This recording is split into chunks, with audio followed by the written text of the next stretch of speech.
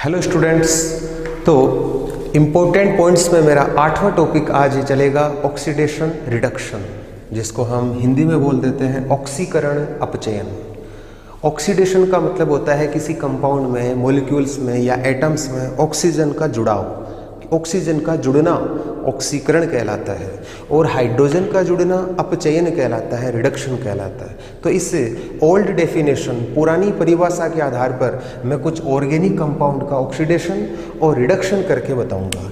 हम सबसे पहले लेते हैं एल्केन, सिंगल बॉन्ड वाले। अगर मैं एल्केन का ऑक्सीडेशन करूं तो हमें एल्कोहल मिलेंगे, एल्कोहल प्राप्त होंगे। और अगर आप एल्कोहल का आगे और ऑक्सीडेशन करोगे तो उससे हमें कार्बोनाइल कंपाउंड प्राप्त होंगे। कार्बोनाइल कंपाउंड में एल्डिहाइड और कीटोन ये होते हैं। कार्बोनाइल कंपाउंड का मतलब एक तो एल्डिहाइड और एक कीटोन। तो अगर आप एल्कोहल का ऑक्सीडेशन करोगे तो उससे हमें एल्डिहाइड प्राप्त हो सकता है या कीटोन मिल सकता है। अब मैं इन एल्डिहाइड या कीटोन का मतलब कार्बोनाइल कंपाउंड का आगे और ऑक्सीडेशन करूं तो उससे हमें कार्बोक्सिलिक एसिड प्राप्त होगा। कार्बोक्सिलिक एसिड मतलब COOH मिलेगा। ये तो है ऑक्सीडेशन का काम कि अगर आप एल्केन में ऑक्सीजन जोड़ो मतलब इसका ऑक्सीकरण करवाओ तो एल्कोहल बनेगा। एल्कोहल के ऑक्सीकरण से एल्डिहाइड या कीटोन बनेगा और एल्डिहाइड और कीटोन के ऑक्सीकरण से हमें प्राप्त होगा कार्बोक्सिलिक एसिड। ऑक्सीडेशन और रिडक्शन एक दूसरे की विपरीत अभिक्रिया होती है। तो अगर मैं कार्बोक्सिलिक एसिड का रिडक्शन कर दूं मतलब हाइड्रोजन जोड़ दूं, 2 हाइड्रोजन जोड़ने हैं तो 2 हाइड्रोजन जोड़ूं तो हमें इससे कार्बोनाइल कंपाउंड प्राप्त होते हैं। और कार्बोनाइल कंपाउंड का फिर से मैं अगर रिडक्शन कर दूं, 2 हाइड्रोजन फिर इसमें जोड़ दूं तो उससे हमें एल्कोहल मिलेंगे। और एल्कोहल का अगर आप और 2 हाइड्रोजन से रिडक्शन कर दोगे तो हमें एल्केन प्राप्त होंगे, एल्केन मिलेंगे। इधर चले तो ऑक्सीडेशन और इस साइड चले तो रिडक्शन। अगर मैं कहूं कि मुझे एल्कोहल से COOH बनाना है, कार्बोक्सिलिक ग्रुप तैयार करना है, तो मुझे फिर ऑक्सीडेशन करना पड़ेगा। एल्केन से कार्बोक्सिलिक ग्रुप बनाना है तो मुझे क्या करना पड़ेगा? ऑक्सीडेशन, ऑक्सीकरण करना पड़ेगा। ऑक्सीकरण से ही ये मिलेगा, अपचयन से नहीं मिल सकता। हाँ, अगर मैं ये कहूँ कि कार्बोक्सिलिक एसिड से मुझे एल्केन बनाना है तो क्या करना पड़ेगा? रिडक्शन। और मैं ये भी आपको अब बता सकता हूँ या आप खुद समझ सकते हो कि कार्बोक्सिलिक एसिड से अगर एल्केन बनाना है तो टोटल हाइड्रोजन कितने आपको चाहिए? 2, 2 4 और 2 6। अगर मैं कहूँ कि कार्बोक्सिलिक एसिड से मुझे बनाना है एल्कोहल तो कितने हाइड्रोजन की रिक्वायरमेंट होगी? यहाँ पर 2 and 2 4। 4 हाइड्रोजन के द्वारा अगर आप इसका रिडक्शन करोगे, अपचयन करोगे तो हमें उससे एल्कोहल मिलेगा, एल्कोहल प्राप्त होगा। क्लियर? इसको याद रखना आप। अब अगला टॉपिक या मैं इसी का एक एग्जाम्पल ले लूं पहले, उसके बाद अगला टॉपिक बताऊंगा। एक एग्जाम्पल मैंने लिया एल्कोहल का और ये एल्कोहल एथिल एल्कोहल है। पिछले वीडियो में हम इसका कॉमन नेम पढ़ चुके हैं, एथिल एल्कोहल है। इसका ऑक्सीडेशन करते हैं अपन। तो उस पॉइंट से आप चलोगे, ऑक्सीजन जोड़ना है, एक तो ऑक्सीजन का H और OH का H और एक इस OH के पास वाले कार्बन का H, ये हटाने हमें इससे H और एक O, H2O हटाओ। इसमें जब ऑक्सीजन आया, जुड़ा तो इसके हाइड्रोजन और ले गया तो हाइड्रोजन 2 इससे चले गए। क्या बचा? CHO, CH3 तो एज इट इज और आगे लिख दिया CHO, मतलब एल्डिहाइड बन गया, कार्बोनाइल कंपाउंड बन गया। मैं इसका आगे और अगर ऑक्सीडेशन कर दूं तो एक ऑक्सीजन जोड़ दो आप इसमें, COOH। CH3 तो जैसा था वैसा लिख दिया और COOH तैयार हो गया, कार्बोक्सिलिक एसिड बन गया। तो एल्कोहल के ऑक्सीडेशन से कार्बोनाइल कंपाउंड बना और कार्बोनाइल कंपाउंड के आगे और ऑक्सीडेशन से हमें कार्बोक्सिलिक एसिड मिल गया। क्लियर? अगर मुझे 1 डिग्री अल्कोहल या मैं कहूँ एल्कोहल से कार्बोक्सिलिक एसिड बनाना है तो इसमें कोई हमें ऑक्सीडाइजिंग एजेंट, कोई ऑक्सीकारक पदार्थ तो डालना ही पड़ेगा जो ऑक्सीजन देगा। तो कोई स्ट्रॉन्ग ऑक्सीडाइजिंग एजेंट आप लोगे तो वो इस एल्कोहल को एसिड में ऑक्सीडाइज्ड कर देगा। और अगर आप कोई वीक ले लेते, कोई दुर्बल ऑक्सीकारक पदार्थ आप इसमें डाल देते, तो वो केवल 1 डिग्री एल्कोहल को कार्बोनिल कंपाउंड में ही ऑक्सीकृत कर पाता। तो स्ट्रॉन्ग लोगे तो रिएक्शन यहाँ तक हो जाएगी, वीक लोगे तो रिएक्शन इतनी सी ही होगी। ठीक है, एक और देखते हैं। मैंने ले लिया एसिड CH3COOH, वो वाला एसिड यहाँ लिख दिया मैंने। अब मैं इसका रिडक्शन करता हूँ। 4 हाइड्रोजन, 4 हाइड्रोजन के द्वारा मैंने इसके रिडक्शन किया तो क्या बनेगा। 4 हाइड्रोजन से जब मैं इसका रिडक्शन करूंगा तो 4 में से कितने कितने हाइड्रोजन कहाँ जुड़ेंगे वो देखते हैं। 2 हाइड्रोजन इस कार्बन से जुड़े, 1 ऑक्सीजन से और 1 इस ऑक्सीजन से। अगर 1 ऑक्सीजन, इस ऑक्सीजन से अगर 1 हाइड्रोजन यहाँ जुड़ेगा तो वो H2O निकलेगा और बच गया CH3CH2OH, CH3CH2OH बन गया, एल्कोहल बन गया। बनना ही था। मैंने आपको शुरुआत जब इस पॉइंट से मैंने की थी उस समय बताया था कि कार्बोक्सिलिक एसिड होगा, उसका अगर आप रिडक्शन करोगे तो पहले एल्डिहाइड बनता है और फिर आगे और रिडक्शन करोगे तो उससे बन जाता है एल्कोहल। और अगर मैं आगे और रिडक्शन कर देता, मतलब 4 की जगह में 6 हाइड्रोजन लिख देता तो फिर क्या बन जाता, अपना एल्केन बन जाता। क्लियर। तो ये एक नॉर्मल सी जानकारी है कि किसके ऑक्सीडेशन से क्या बनता है और किसके रिडक्शन से कौन सा प्रोडक्ट बन रहा है। तो ये था अपना 8वां इंपॉर्टेंट पॉइंट्स। अब 9वां देखते हैं अपन। 9वां पॉइंट है कि अगर आप कोई ऑर्गेनिक कंपाउंड लेते हो और उसकी रिएक्शन HI के साथ करवा देते हो, लेकिन प्रेजेंस रेड फॉस्फोरस की है और गर्म कर दिया, मतलब किसी ऑर्गेनिक कंपाउंड की रिएक्शंस, या मैं कहूँ 12th लेवल में ज़्यादातर ऑर्गेनिक कंपाउंड ऐसे होंगे जिनकी रिएक्शन आप अगर HI से करवाओगे in presence of red phosphorus, तो यहाँ पर जो प्रोडक्ट मिलेगा वो होगा एल्केन। और उस एल्केन में उतने ही कार्बन होंगे जितने कार्बन इस ऑर्गेनिक कंपाउंड में होंगे। यहाँ पर आप ऑर्गेनिक कंपाउंड में ले सकते हो एल्कोहल या एल्डिहाइड या कीटोन या कार्बोक्सिलिक एसिड। इसमें आप क्या क्या ले सकते हो, या तो ले लो आप एल्कोहल, या ले लो आप एल्डिहाइड, या फिर आप कीटोन और कार्बोक्सिलिक एसिड। तो इनमें से कोई सा हो सकता है। यहाँ पर HI के साथ रिएक्शन होगी और रेड फॉस्फोरस की उपस्थिति होगी तो एल्केन बनेगी, और एल्केन में उतने ही कार्बन होंगे जितने इस ऑर्गेनिक कंपाउंड में है। मैं कह दूं कि एल्केन जो प्राप्त हुई है उसमें N कार्बन है, तो बताइए ऑर्गेनिक कंपाउंड इनमें से जो लिया है उसमें भी कार्बन का नंबर कितना होगा, N ही होगा। अगर कोई 2 कार्बन का एल्कोहल है और ये ले लिया आपने तो 2 कार्बन की ही एल्केन बनेगी। इसको समझते हैं अपन एक रिएक्शन से। सबसे पहले मैंने इसमें एल्कोहल लिया CH3CH2OH और यहाँ आपको लिखा हुआ मिल गया रेड फॉस्फोरस और HI और गर्म कर दिया। ये लो क्या बनेगा, सिंपल सी बात है, 2 कार्बन है इधर तो इधर 2 कार्बन वाली एल्केन बना दो आप CH3CH3। भाई इसमें हाइड्रोजन जुड़ेंगे, कौन देगा हाइड्रोजन, ये HI का जो H है वो इसी में जुड़ेगा। ठीक है, यहाँ पर ऑक्सीजन 1 है और इसमें मैंने एक भी ऑक्सीजन नहीं लिखा, तो ये जो एक ऑक्सीजन है वो H2O की फॉर्म में बाहर आ गया।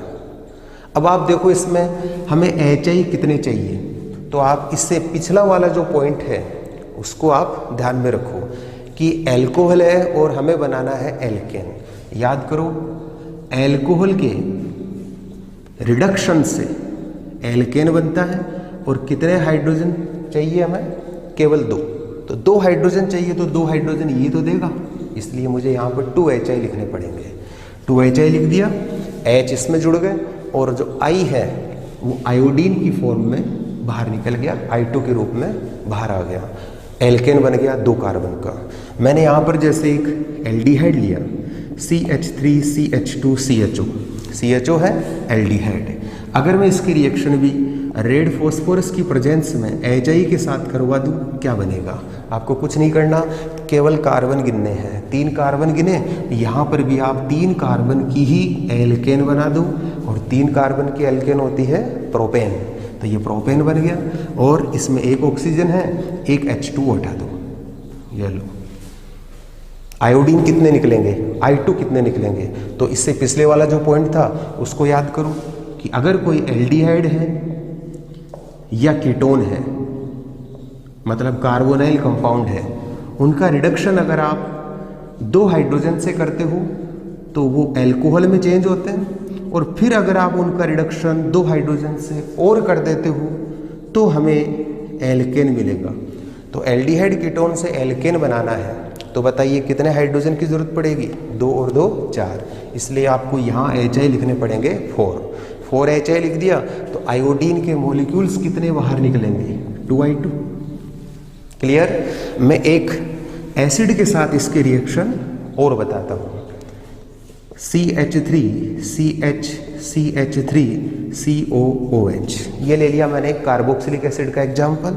यहाँ पर भी मैंने वही रेड फॉस्फोरस की प्रेजेंस और HI लिख दिया, गर्म कर दिया, क्या बनेगा? कार्बन गिन लो आप, 1 2 3 एंड 4 कार्बन है, तो 4 कार्बन की ही एल्केन बनेगी। लेकिन जैसे इसके स्ट्रक्चर है उसको ऐसा रखना है, कैसे? CH3 CH CH3, और यहाँ एक कार्बन बच गया, इसी को आप CH3 में चेंज कर दो।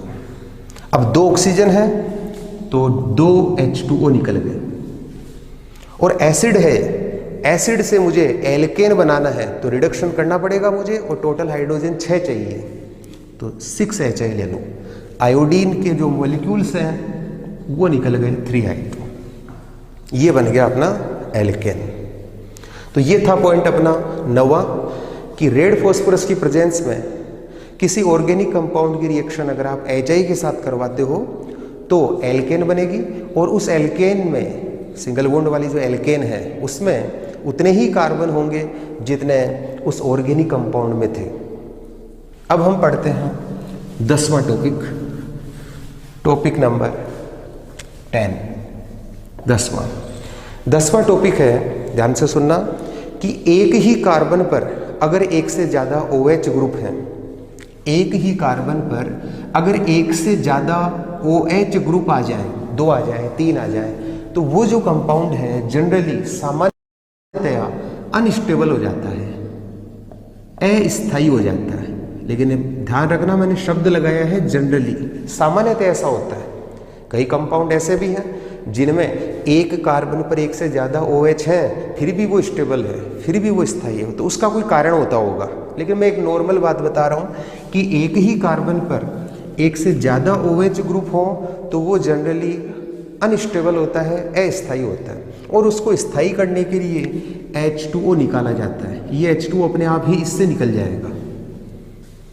Clear?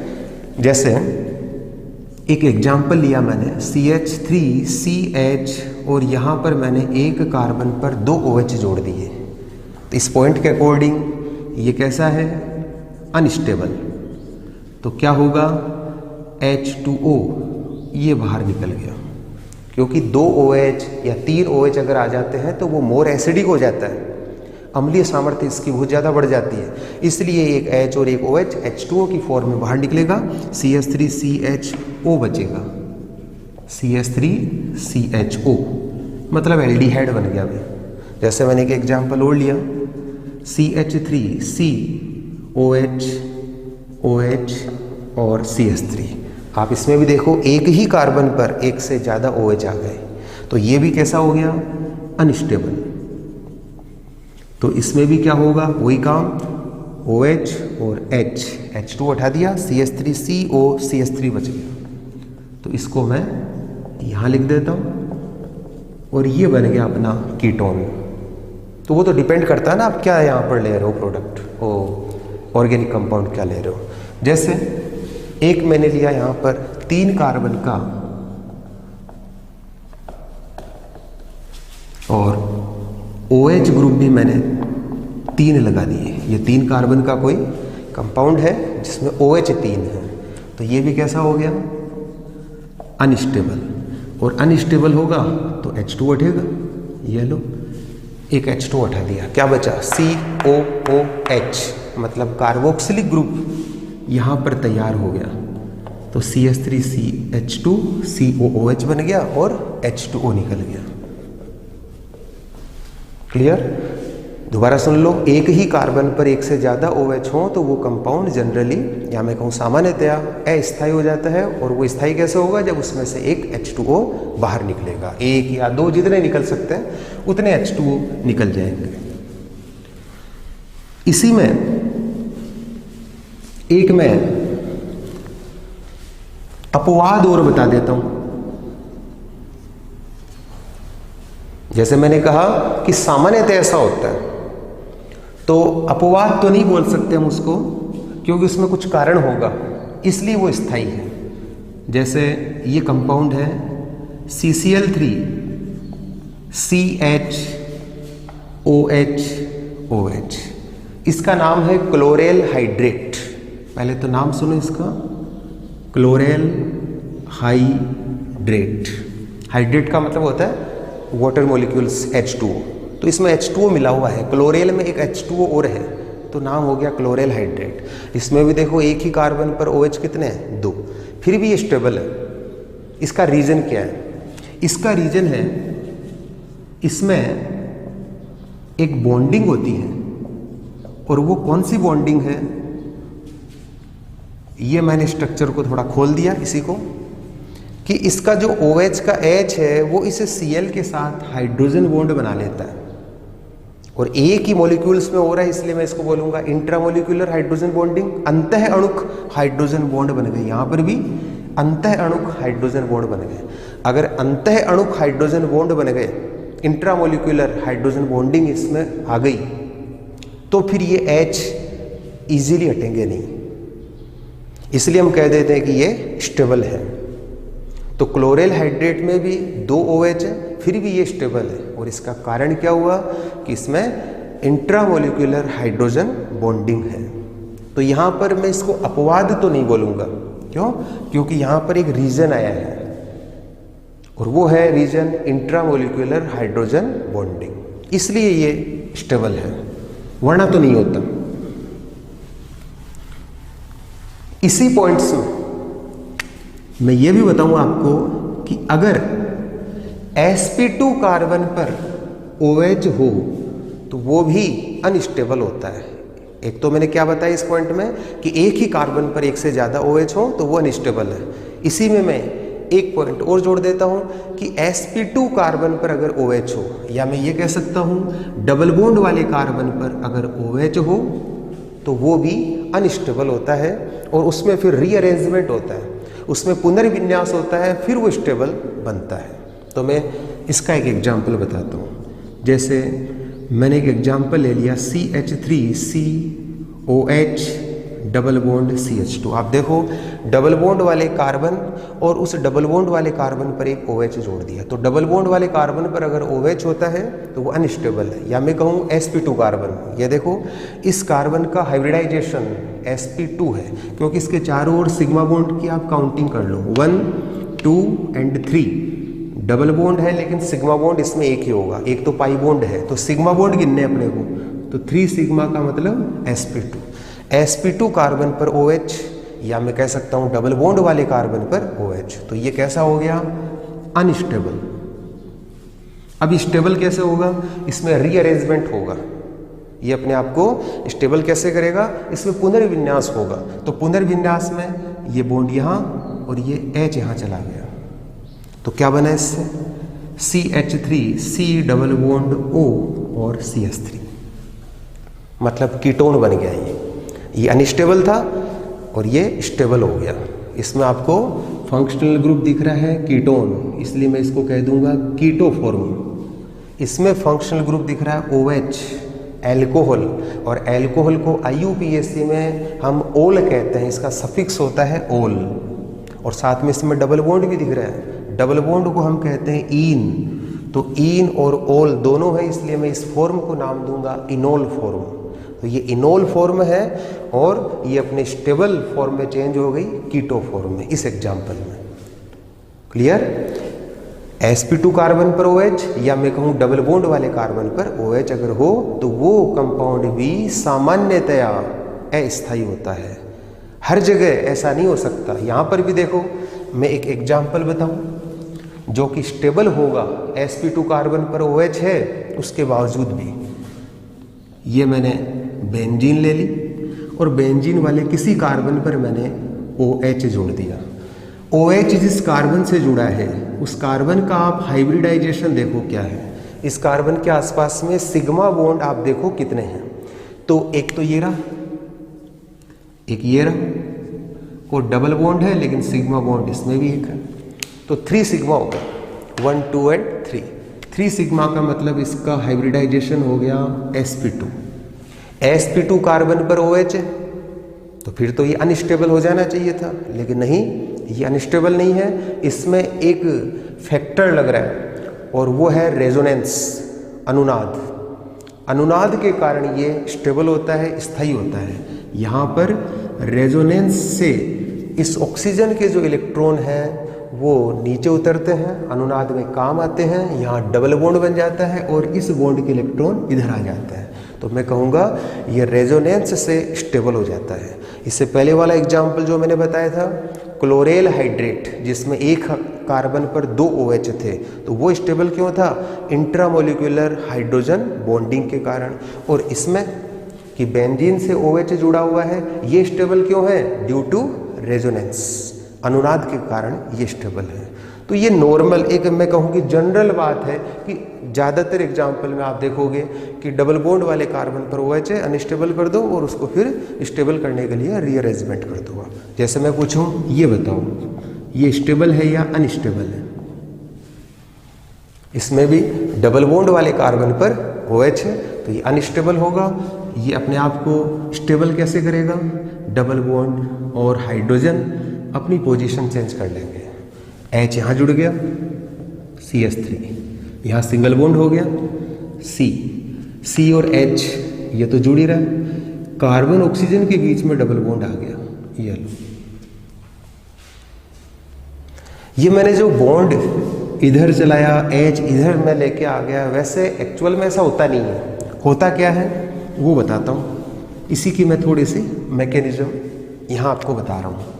CH2 double bond CH या H को अलग से लिख देते हैं ऐसे, और इस कार्बन पर जोड़ रहा है OH। डबल बॉन्ड वाले कार्बन पर OH है। अब OH का जो H है वो हटेगा क्योंकि ये मोर एसिडिक है, अम्लीय सामर्थ्य इसकी ज़्यादा है, तो H प्लस के रूप में हटेगा, मतलब इन बंद के इलेक्ट्रॉनों को छोड़ के जाएगा।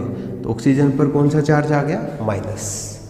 अब माइनस आ गया तो इसमें रेजोनेंस होगा, मतलब इस नेगेटिव चार्ज, मतलब जो इलेक्ट्रॉन के कारण आया है तो वो इलेक्ट्रॉन यहाँ आ गए और डबल बॉन्ड के इलेक्ट्रॉन इस कार्बन पर आ गए। डबल बॉन्ड के इलेक्ट्रॉन अगर कार्बन पे आ गए तो यहाँ कौन सा चार्ज आ गया? माइनस। इसको मैं अलग से बना रहा हूँ, CH2 इलेक्ट्रॉन आ गए तो माइनस, सिंगल बॉन्ड, CH और यहाँ C और O के बीच डबल बॉन्ड। अब ये H प्लस कहाँ जुड़ जाएगा? इस माइनस से, ये रहा माइनस। तो अगर ये H प्लस यहाँ जुड़ गया तो ये क्या हो गया? CH3। तो क्या बना product? CH3, C double bond O और H। तो ये ऐसे रीअरेंजमेंट होता है। नॉर्मली मैंने इसको ऐसे बता दिया, OH का जो H है उसको आप डबल बॉन्ड वाले कार्बन पे ले आओ और डबल बॉन्ड को ऑक्सीजन के पास लेके आ जाओ, लेकिन होता ये कुछ ऐसा है। क्लियर? अगला पॉइंट, इंपॉर्टेंट पॉइंट्स में हम पढ़ते हैं inter convergence of functional group. ये लास्ट अपना इंपॉर्टेंट पॉइंट है कि जो फंक्शनल ग्रुप होते हैं, क्रियात्मक समूह होते हैं, उनका अंतः परिवर्तन कैसे किया जाए? अंतः परिवर्तन, inter conversion of functional group. अलग अलग टाइप के फंक्शनल ग्रुप हैं। जैसे मैंने यहाँ ले लिया एक CH2X, CH2 मतलब ये तो कोई हाइड्रोकार्बन का पार्ट है, इधर मैंने हेलोजन जोड़ दिया, X जोड़ दिया। इसकी रिएक्शन मैंने करवाई KCN, पोटेशियम साइनाइड के साथ। तो पोटेशियम साइनाइड से जब आप इसकी रिएक्शन करवाओगे तो KX हटेगा और यहाँ पर एक फंक्शनल ग्रुप नया तैयार हो गया और वो फंक्शनल ग्रुप है CN, मतलब क्या बन गया, साइनाइड।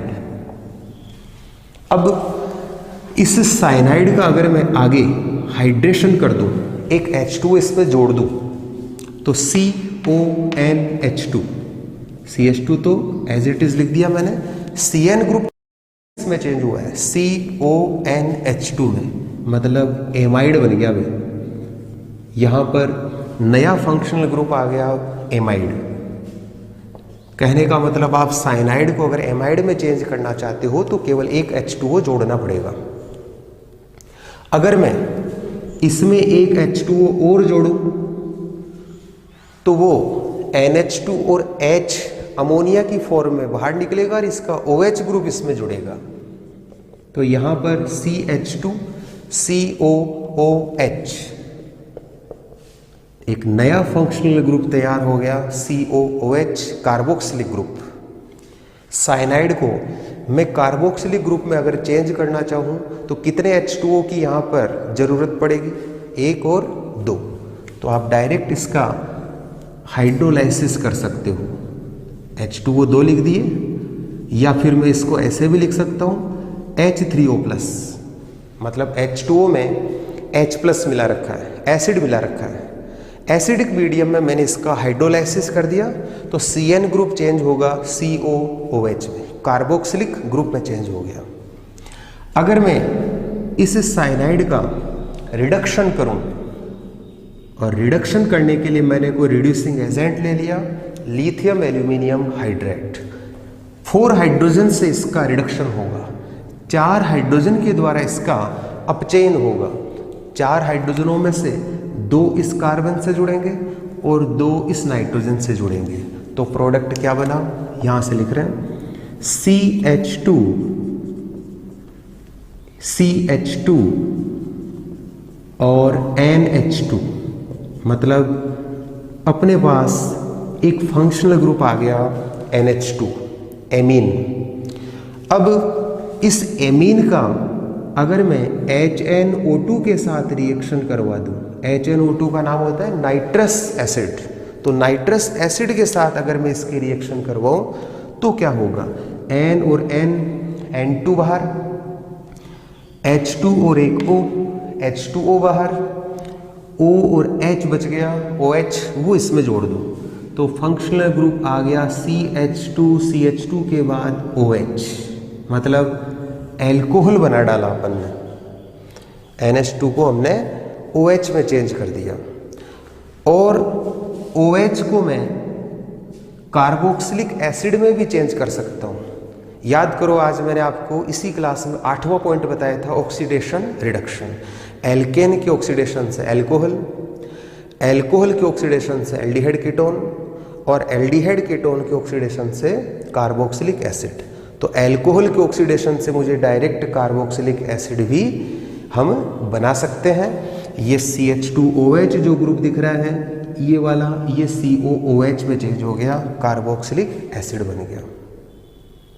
तो ये है कुछ क्रियात्मक समूहों का अंतः परिवर्तन, मतलब एक दूसरे में ये चेंज हो रहे हैं क्रियात्मक समूह।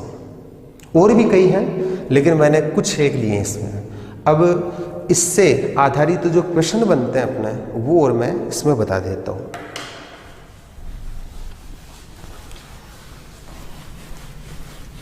इसका एक क्वेश्चन बनता है, बहुत ही लाजवाब क्वेश्चन है वो, और वो क्वेश्चन है कि ये जो आपको एक कंपाउंड दे रखा है जैसे एथिल क्लोराइड या और कुछ, इसको आपको चेंज करना है एसिड में। मतलब एथिल क्लोराइड से आपको प्रोपेनोइक एसिड बनाना है, कैसे बनाओगे? ये तो हो गया क्वेश्चंस। अब इसका आंसर कैसे लिखें, इसी में मैं आंसर ऐसे बनाता हूं कि एक स्टेप में नहीं होगा। सबसे पहला काम KCN के साथ रिएक्शन करवाओ, तो KCl हट गया, CN जुड़ गया। पोटेशियम साइनाइड से जब रिएक्शन करवाई, साइनाइड जुड़ गया। और आज मैंने इस पॉइंट में आपको बताया है कि साइनाइड को अगर आप कार्बोक्सिलिक एसिड में चेंज करना चाहते हो तो उसके लिए आपको करना पड़ेगा हाइड्रोलाइसिस एसिडिक मीडियम में H3O+ लिखकर। तो CN समूह चेंज हो गया COOH में। तो 2 स्टेप में ये काम हो गया। आपने एथिल क्लोराइड को प्रोपेनोइक एसिड में चेंज कर दिया। एक क्वेश्चन और बनाते हैं सही, जिसमें मैंने साइनाइड लिख दिया CH3CN, मेथिल साइनाइड या 2 कार्बन एसीटोनाइट्राइल, ये भी इसका कॉमन नेम है। तो एसीटोनाइट्राइल को मुझे चेंज करना है CH3CH2NH2 में, मतलब एथिल एमीन में चेंज करना। CN को चेंज करना है CH2NH2 में। क्या करें, ये तो एक स्टेप में काम हो जाएगा। लिथियम एल्यूमिनियम हाइड्राइड लिया था, 4 हाइड्रोजन से इसका रिडक्शन होगा, 2 इस कार्बन से जुड़ेंगे और 2 इस नाइट्रोजन से जुड़ेंगे, तो ये बन गया CH2 और ये NH2 और ये प्रोडक्ट बन गया CH3CH2NH2। तो ये जो इंटर कन्वर्जन है ये आपको तब समझ में आएगा जब आपको खूब सारी रिएक्शंस याद होगी। अभी तो मैंने आपको ये इंपॉर्टेंट पॉइंट्स बताए। अब नेक्स्ट वीडियो में मैं चैप्टर स्टार्ट करूँगा और चैप्टर का नाम होगा हैलोजन डेरिवेटिव्स। और हैलोजन डेरिवेटिव्स पूरा पढ़ने के बाद में आप इस टाइप के क्वेश्चंस भी करने लगोगे, क्योंकि इस टाइप के क्वेश्चंस आपसे तभी होंगे जब आपके माइंड में खूब सारी रिएक्शन चलेगी कि इससे ये बनता है, इसमें ये डालें तो ये भी बन सकता है। तो ये तभी होगा जब आपके माइंड में रिएक्शन का पूरा एक जाल बन जाए। ठीक है, तो आज की क्लास इंपॉर्टेंट पॉइंट्स की जो लास्ट क्लास थी वो यहीं समाप्त करते हैं। नेक्स्ट वीडियो में आगे देखें।